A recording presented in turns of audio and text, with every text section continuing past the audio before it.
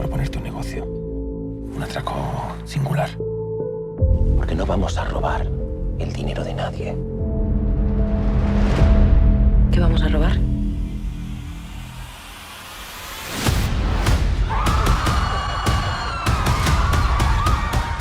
Now this might be a clip from a fiction series, but in today's video, we will show you some real-life heists that will blow your mind. Bella Ciao!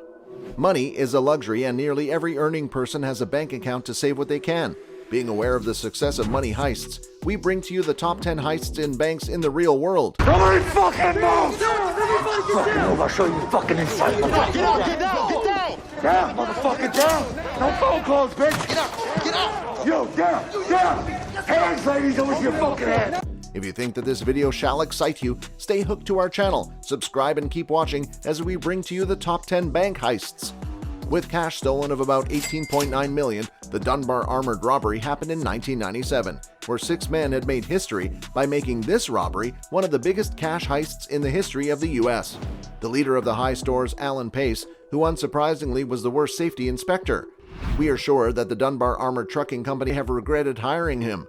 His partner in crime was his 5 childhood friends, who helped them rob the vault. Pace timed security cameras at the Dunbar facility in Los Angeles so that he wouldn't be captured and he would duck them successfully.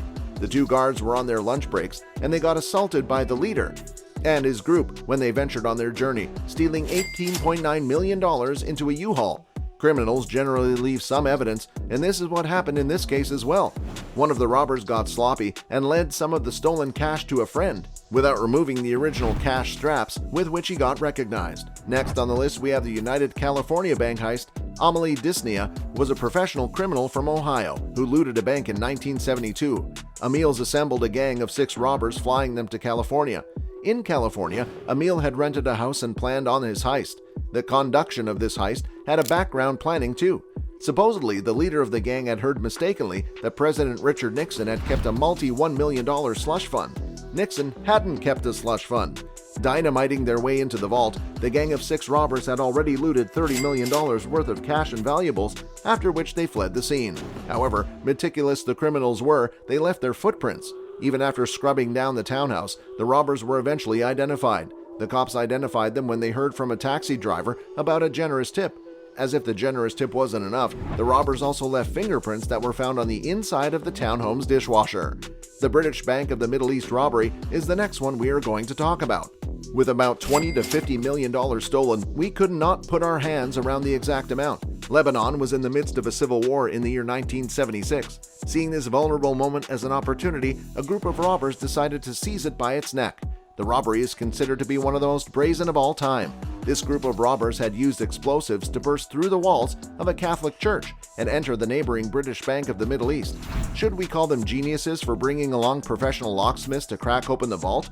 It is to be noted that the robbers had left with around $44.5 million in cash, stocks, gold bars, jewels, and other valuables.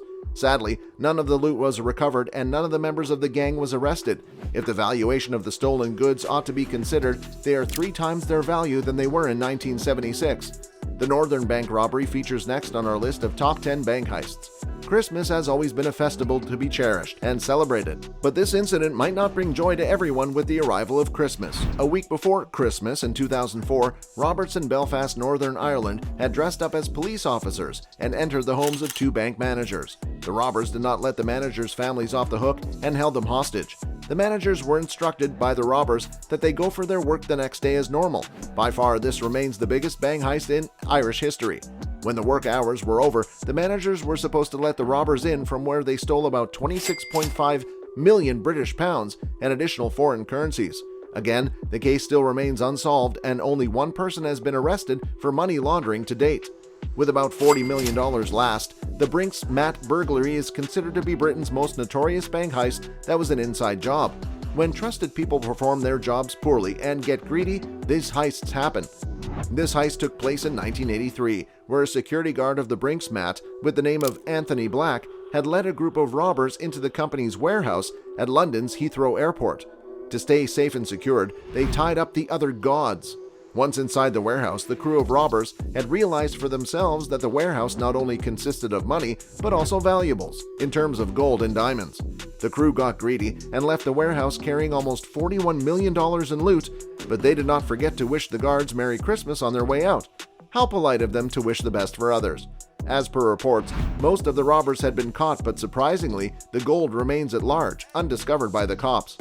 On the 5th position, we have the Blanco Central burglary.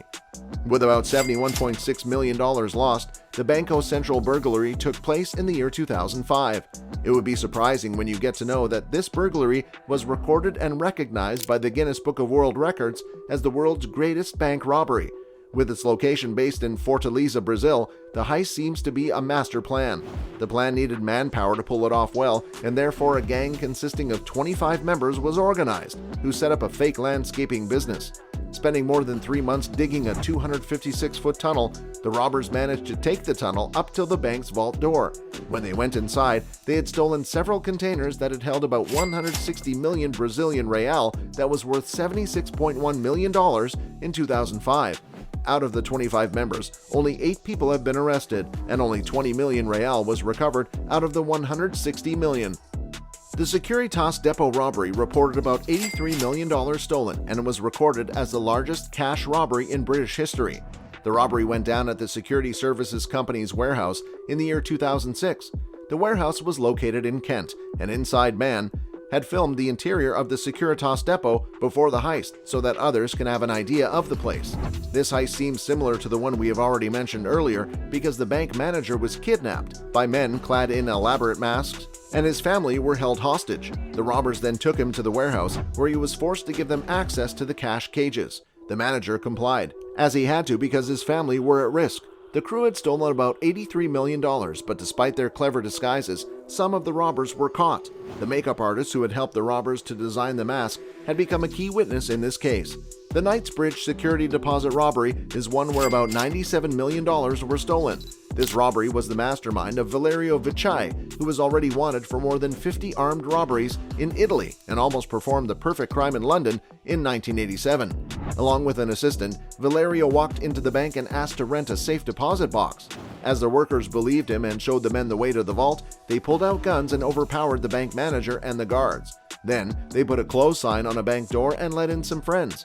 They broke into as many safe deposits as possible and made off with millions in cash and valuables. Valerio had fled to South America, but he was eventually arrested when he returned to England. He returned to England to ship his Ferrari to his new home, and he was arrested when he had flown down. If he could have just asked someone else to ship his Ferrari, he might have been out of jail today. The Dar es Salaam bank heist, which happened in the year 2007, it's still unknown to many because only a few details are known about this bank heist. This robbery at a private financial institution in Baghdad, Iraq, makes people wonder why the bank had such great amount of American cash on hand to be stolen. Allegedly, the theft was an inside job that was orchestrated by several bank guards. We understand how powerful the bank was when we get to know that the government had suspected that the robbers also had contacts within local police and militias that allowed them to pass through many checkpoints across Baghdad, totally undetected. There has been no further information about the whereabouts of the money or those who were held responsible. The Central Bank of Iraq robbery happens to be the one where about $920 million were lost and became one of the largest bank heists in history. We have all learned about Saddam Hussein, and the mastermind was none other than him. A day before the beginning of the Iraq War in 2003, he had sent 3 large trucks to the central bank. He had also sent his son, Qusay, with a handwritten note asking to withdraw nearly $1 billion to keep it from enemy hands. The money was loaded into vans and driven away. Most of the cash had been recovered in the ensuing raids, but it does not end here. When given the task of counting the illicit loot, American soldiers made off with hundreds of thousands of dollars for themselves and their families. About 35 service members were caught in the act.